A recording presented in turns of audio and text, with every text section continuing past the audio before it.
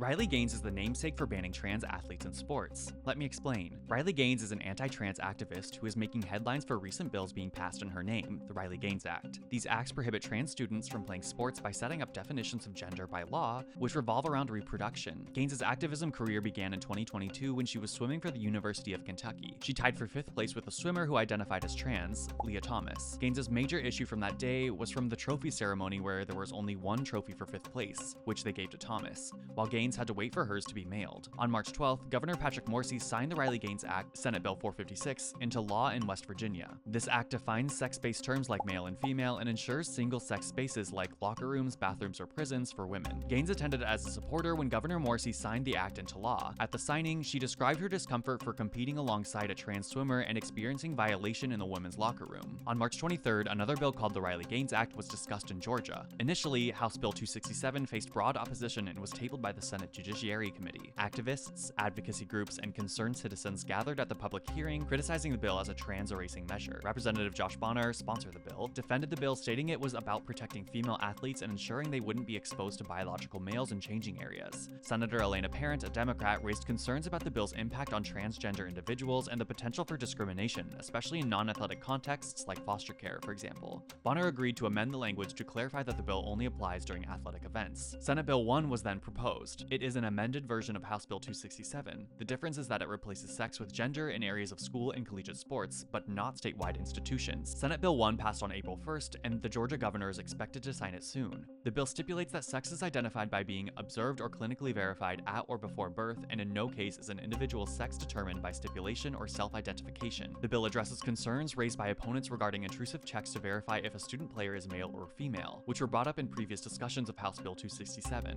Nothing in this subsection shall be construed or authorize a confirmation of a student's sex through visual inspection of such student's external sex organs for purposes of participation in competitions, provided, however, that this paragraph shall not prohibit reliance on medical records or other standard school medical procedures to verify or confirm a student's sex. Riley Gaines continues her anti-trans sports activism, currently involved in a lawsuit with the NCAA, where she and a dozen other college athletes have demanded the ban of transgender athletes in college sports. What do you think of the recently passed Riley Gaines acts? Let us know in the comments.